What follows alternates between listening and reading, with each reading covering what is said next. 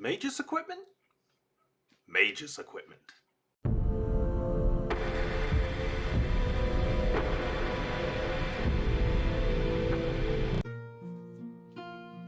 Hello there, everyone, and welcome back down here to the Gamer's Den with me, your host, Jordan, your master of lore and storyteller extraordinaire, here to go on with the next part of the first edition Pathfinder Magus Guide. Today, we are going to be going over the equipment selection that you're going to want to pick up for the Magus, and in particular, this build. It's not the most thoroughly comprehensive guide of all the equipment ever, rating every single last piece, but it is still going to be something that gets you lined out pretty well and give you an idea of some things to keep your eyes open for.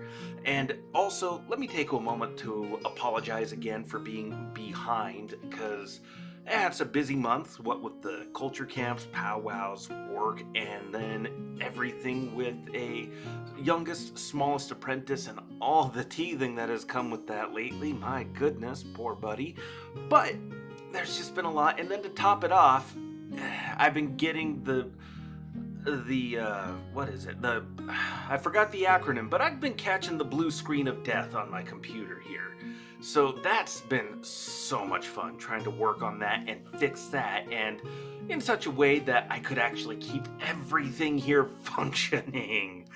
But I pondered the orb, it seems to be working alright, so we're gonna roll with it and see what happens here. But before we get into what exactly we have for you today in terms of equipment, if you're new here to the channel, then go on down there, hit the subscribe button, and become a regular member here at the Gamer's Den. Or if you've already gone on ahead and listed yourself on such an incredible roster of legendary heroes, then go on down to hit the like button and share the video far and wide. Now, we'll start talking about the equipment you want for the mages, and we always start with weaponry, and given that our feat selection has us focusing on using something like the cutlass, we are going to pick up a cutlass. Is it the most optimal choice? No. It's the most optimal choice for this build because of the feats that we've used, but usually the scimitar is the go-to for this because lower number of feats required for getting dex to damage with it. And this is a pretty feat-dependent class. You need a lot of different feats, and making maximal use of them is going to be pretty necessary in order to be able to accomplish everything you want to do and survive at the end of things. However, an extra feat spent is not too terrible a thing, and this all comes together pretty nicely. So the cutlass, this is your main weapon, deals 1d6 damage plus your dex modifier with our feat selection. Has a crit range of 18 to 20 times 2. Now, some enchantments to look at getting put on your weapon other than just the basic enhancement bonuses, so that, +1 cutlass, +3 cutlass, +5 cutlass, on and on like that. You're going to want to look at things like Dispelling Burst, which counts as a +2 bonus. Your weapon holds Dispel and Greater Dispel magic. The enhancement bonus counts on the roll to Dispel. So we do have Dispel magic and Greater Dispel magic on our spell list, but having your weapon hold an extra casting of that can be incredibly useful, especially since enemy casters, if you've already debuffed them, or if your party's wizard or another arcanist has used a Dispel magic to start removing protective wards and spells from them, they might start using their magic to reactivate those. So having another ace in the hole here to tear away some more of those benefits is going to be useful. Next, also look at Invigorating, another one that counts as a +2 bonus. Reduce exhaustion, fatigue, or give a +2 morale bonus to attack and 10 feet to movement. So getting another boost to your attack is going to be pretty useful overall, especially since we have a moderate base attack bonus progression. Any opportunities you have to stack additional bonuses to your attack rolls is going to be beneficial, and that extra +10 feet of movement there is going to be pretty handy as well, even when we have magic available to us. And the last enhancement I'd really recommend here is Keen. Keen is probably the first one you want to pick up. This is a +1 bonus that it counts as, and you double the critical threat range. So on the cutlass, this is going to be a 15 to 20 times 2. So about 1/4 of your attacks are going to crit, which is going to be very, very nice, because not only is your dexterity modifier doubling, the dice, the damage on that you roll on the dice is going to double. Then also the damage you deal with your spells is going to double too. So if you're dealing, 10d6 with shocking grasp, well, whatever you roll on that 10d6, average is going to be about 30. So let's say 35. Well, now you get to double that. That's going to be a nice 70 points of electric damage right there on top of everything else you're doing. That's massive. Absolutely staggeringly awesome. And if you have a means of staggering your opponent as well on top of that, even better. Now, moving on from there, we have your armor selection. So chain shirts, mithril chain shirts are probably going to be pretty ideal. Mithril chainmail will work very nicely as well, but the be-all to end-all that you're probably going to want to try to pick up more than any other class is the celestial armor. This costs a pretty penny if you somehow have opportunity to buy it at 22,400 gold pieces, but it gives a +6 armor class bonus, allows you to have a +8 dex modifier applied to your defense as well, with a -2 armor class penalty on appropriate skill checks like climbing, swimming, acrobatics. And this also lets you maintain 30 feet of movement. This is +3 chainmail, counts as light armor. The wearer can use fly on command 1 time a day. Now, normally, like I said, this is a wish list item, but if this comes up either as loot or in a shop, grab it. This is a grab it if you see it kind of item. So definitely is going to be incredible for you. Now, going on from there to more generalized equipment, we have a Ring of Continuation. This is going to cost you 56,000 gold pieces, but it lets you extend a spell with target self that lasts 10 minutes per level or longer. It will now last 24 hours. So given that you're going to have a smaller number and range of spell levels, this will help you to keep those spells rolling in their effectiveness. So you're burning up fewer spell slots throughout the day. So say you don't have a belt that boosts your constitution score, throwing Bear's Endurance on yourself, that is now going to last much, much, much longer. That makes it so very useful. Definitely great to pick up. But again, another expensive item. The next one would either be the Headband of Vast Intellect or a Belt of Incredible Dexterity. Ideally, you should grab both of these. Either of them will cost you between 4,000 or 36,000 gold pieces. And each of these will give you a +2, +4, or +6 enhancement bonus to the associated stat, so your intelligence or your dexterity. Your intelligence is your spellcasting stat, so that's spell saves and bonus spells right there, as well as skill ranks and bonuses to certain skills. And then your dexterity, that's your skills, your armor class, your touch defense, your initiative score, your reflexes, your ability to hit and do damage in ranged or melee. Now, the next item to grab, if you can, is a Ring of Protection, costing you anywhere between 2,000 to 50,000 gold pieces. These rings provide a deflection bonus to your armor class, ranging from a +1 to a +5 deflection bonus. That is going to help make you much more survivable. And if you have that celestial armor from earlier, oh man, even with just a +3 Ring of Protection for that deflection bonus, you are going to be very difficult to hit. Not impossible, but much more difficult. Now, another interesting item to look at is the Pendant of the Blood Scarab. This is surprisingly cheap, coming in at 1,000 gold pieces. Once a day, as an immediate action, automatically confirm a critical hit. The pendant deals 1d6 damage to you when you do this. Now, that's not great. You don't have the most hit points to spread around and spend all wildly, but you're only able to do this once a day, so automatically confirming a crit is going to be pretty worth that 1d6 points of damage. The scarab gets all excitable and starts digging its little metallic legs into your chest is what happens. And that's another thing, it has to be in physical contact with your skin in order for it to work. Now, another interesting item are the gloves of marking. These cost 7,200 gold pieces.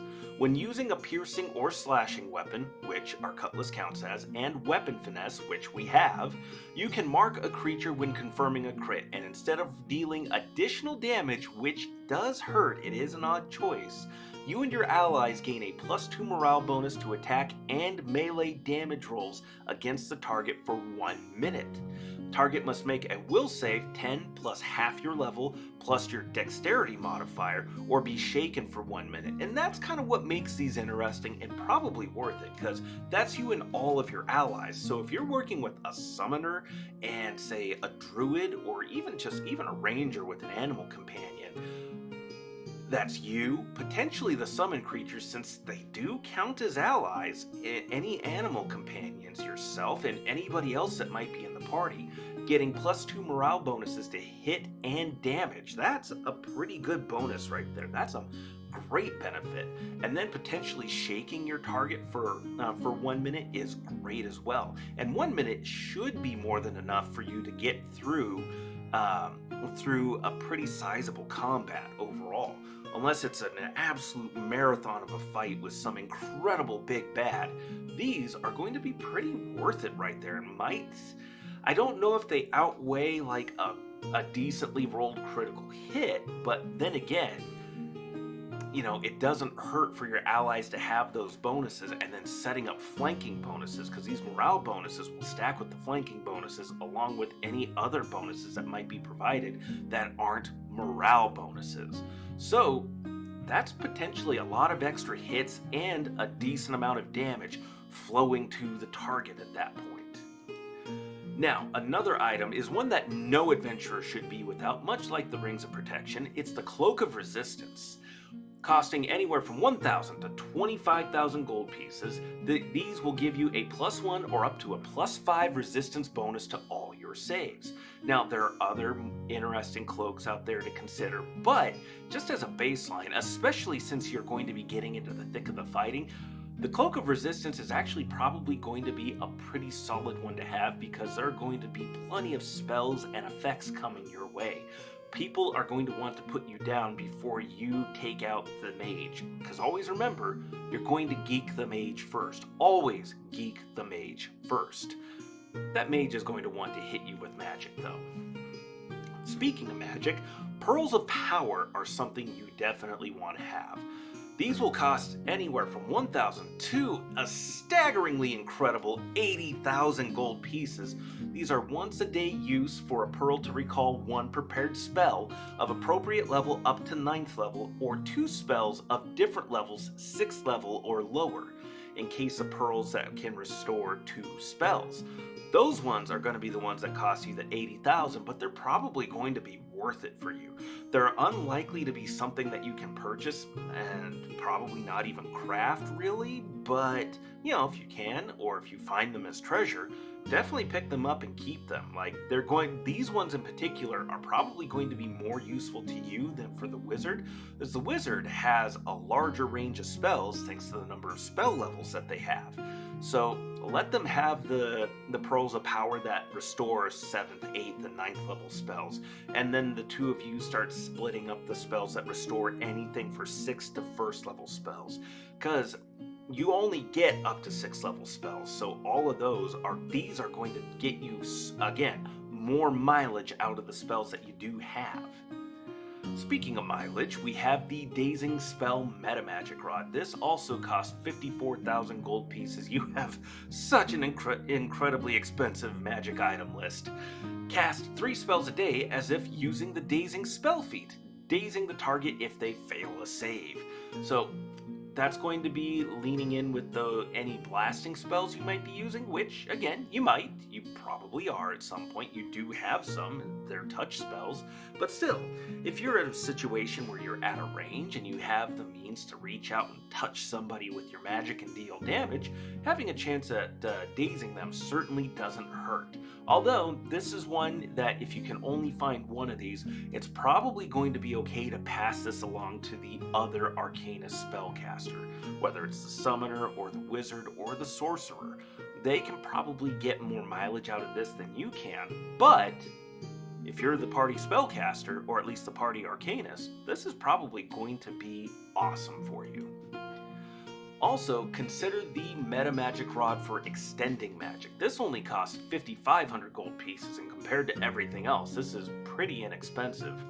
Up to 3 spells durations are doubled. Doesn't apply to instant concentration or permanent spells, but again, this lets your individual spells go a lot further. And if you can have this and the Ring of Continuance somehow, well, you're going to see your spells lasting you quite a while. Not that they stack together, it's just you're going to be able to make some pretty good use out of a number of different kinds of spells. The next item is another classic. It's the Handy Haversack at 2,000 gold pieces.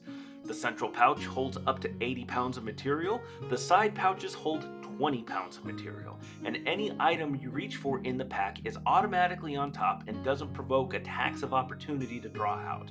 However, still requires a move action to do that. So that's pretty handy right there, especially for somebody that, again, like we talked about, doesn't have all the hit points in the world, not compared to the fighters, the barbarians, those D10, D12 hit dice classes, and also running around either in heavy armor or at least have enough other means of protecting themselves. Anyways, besides the point, the Handy Haversack is, well, like it says, handy to have, and preventing attacks of opportunity is always worthwhile.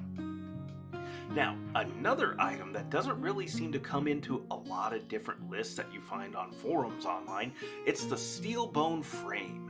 This costs 6,000 gold pieces, attached to armor to reduce an armor check penalty by 2, and 3 times a day, ignore medium and heavy armor speed penalty for 1 round. This takes 10 minutes to attach, but once it's attached, you're good to go. So, remember how the Celestial armor has an armor check penalty of 2?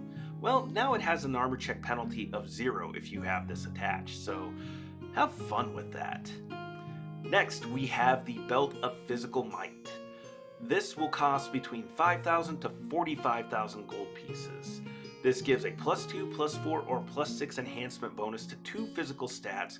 You want your dex and con to be those 2 stats, because a constitution boost is more hit points and bonuses to your fortitude save. And of course, we already talked about why dex is good for you, your initiative, your ability to hit, to deal damage, skills, reflex saves, on and on and on and on. So if you are lucky enough to come across a Belt of Physical Might or can buy one that boosts both of these stats, grab it. Grab it and run. And lastly, this is probably going to be your main method of attacking at a range rather than using up your own spells all of the time. And that's a Wand of Magic Missile. This only costs 750 gold pieces. You get 50 charges of the Magic Missile spell. If you can find a higher level caster that has made one of these and is selling it, you'll get more missiles per spell. So that's 5d4 damage plus 1 damage for each d4 of missile. Let me rephrase that. It's 1d4 plus 1 each missile. You're firing 5 missiles. So that's a minimum of 10 damage right there. So that's what you're getting out of this for a ranged attack. That is, unless there's cover or some kind of mischance, you are getting an automatic hit. That's going to be pretty good for ranged attacks. Now, there is an argument to be made for using a light crossbow, especially since you're going to have a good dexterity score for aiming and firing, but really, you have your magic, you have melee, you have means of getting into melee, and a Wand of Magic Missile, that's not super rare except in the most prohibitively low magic settings. So a Wand of Magic Missile is going to serve you pretty dang well and is going to be relatively inexpensive to replace. But like I said, there are so many more magic items out there. You have the different Ioun stones, you have so many more wands and rods to make use of. Just about never talk about staves here, just because staves tend to be fairly campaign specific overall, and a lot of DMs I know usually like to come up with customizations or modifications to existing staves listed in the player's handbook and any equipment guides, so those get to be pretty subjective. But all the way around, this following this part of the equipment guide here, what I have set up here for you is probably going to tide you over really, really well, and will serve you overall and give you a pretty handy idea of what you want to look for as far as picking out and selecting your equipment, which bits of treasure you really kind of want to push just a little bit more for that are going to suit you overall. But of course, what do you think? Go on down to the comments below and let me know your thoughts. Did you like today's video? Did you dislike it? Hit the like or dislike buttons and let me know your thoughts in the comments down below. And in particular, what other items might you recommend for any aspiring magus out there? List it down in the comments, and we'll try to come up with more as we go along here. Next time we are going to be just kind of wrapping up generally what this build is supposed to do, what you're targeting. We've already kind of worked it out and talked about it. You're targeting enemy spellcasters, but we'll try to take a look at what that's going to kind of look like overall, putting everything together here. So, oh, don't forget, if you're new here to the channel, go on down there, hit the subscribe button, and become a regular member here at the Gamer's Den. But with all that said, I've been your host, Jordan, your master of lore and storyteller extraordinaire. Thank you all so very much for your time. Good gaming to you all, and you all have yourselves a good night.